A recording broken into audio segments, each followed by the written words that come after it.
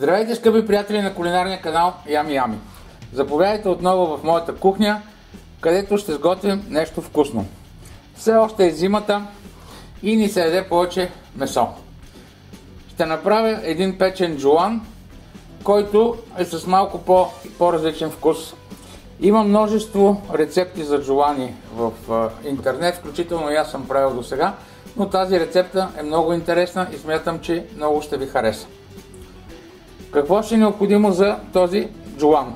Разбира се, джулан. Аз не съм взел повече от един джулан, защото ще ползвам керамична тавичка, тя е по-малка и затова съм взел точно един джулан. Препоръчвам и вие да ползвате керамични тавички, защото те много по-лесно се мият, отколкото металните. Независимо от това, че могат да бъдат с някакво покритие. За предпочитане е да взимате преден джулан, защото в него има само една кост и повече месо. Другите продукти: сладки картофи, обикновени картофи, морков, лук. Ако искате картофи, те ще бъдат гарнитура, може да заместите с нещо друго. Тук имаме бахар, черен пипер, дафинов лист, един портокал, вино. Това тук, което виждате, е смес от доматено и пюре от чушки. Това тук е чесън, това тук е червен пипер, това тук, което виждате, е крем от чесън, горчица, сол и растително масло.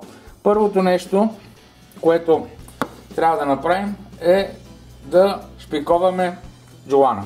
Разбира се, джулана първо трябва хубаво да се измие и ако има нужда да се изтърже. След което там, където е по-месечната част, с нож правите един разрез, в който слагате парченце черен пипер и след което слагате от чесъна. След това на някое друго място, произволно, по същия начин, слагате едно парченце от черния пипер и парченце от чесън. Ако скелетките ви са дебели, може да ги нарежете на 2 или на 3 по дължина. След това и в тази част по същия начин.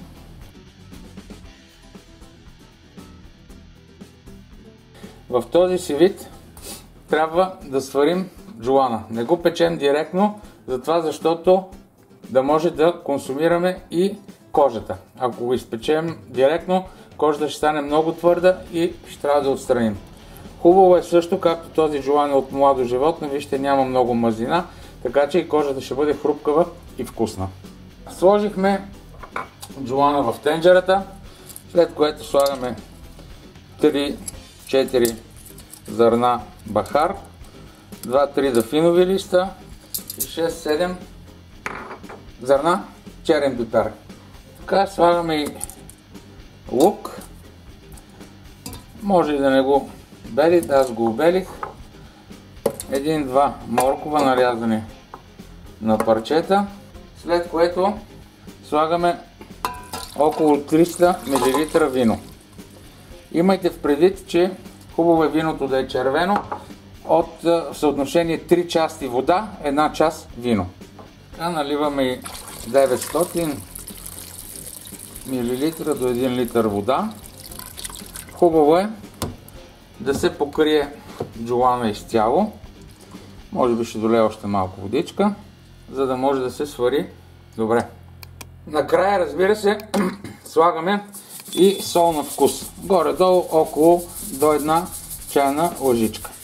В този си вид ще ври на тих огън джулана час и половина до 2, докато омекне добре.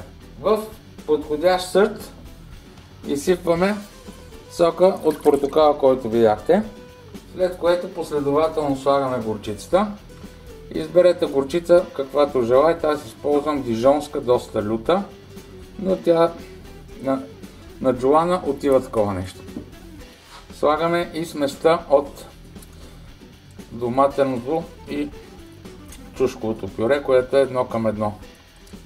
Който иска, може да ползва и лютеница. След което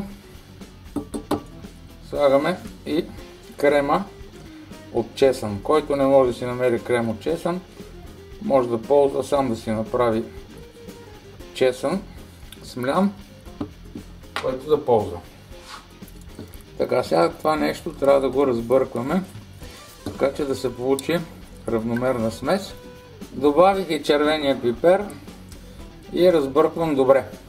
В много от тези рецепти ползват хората мед. Аз за случай реших меда да го заместя с този портокалов сок.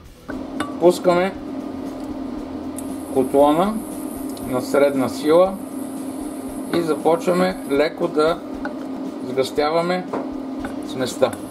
Когато сместа заври, я сваляме от котлона.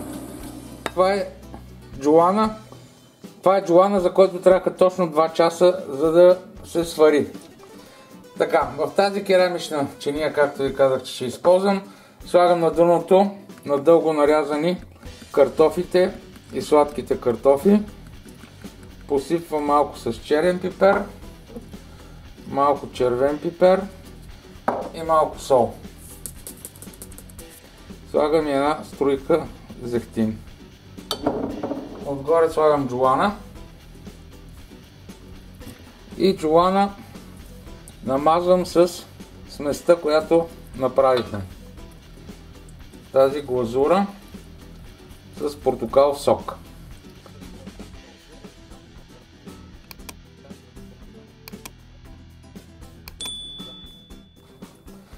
Така, около намазания джоан слагам още малко картофки.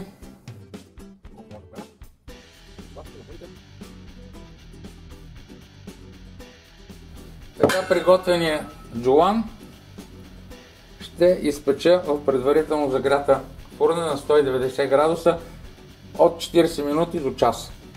И така, скъпи приятели, ето вече изпечен нашия джоан, картофките и те са готови. Хванал една хубава бронзова коричка. Това не е прегоряло, а просто защото вътре има домати и е малко по-тъмно. Сега вече е време да го опитаме.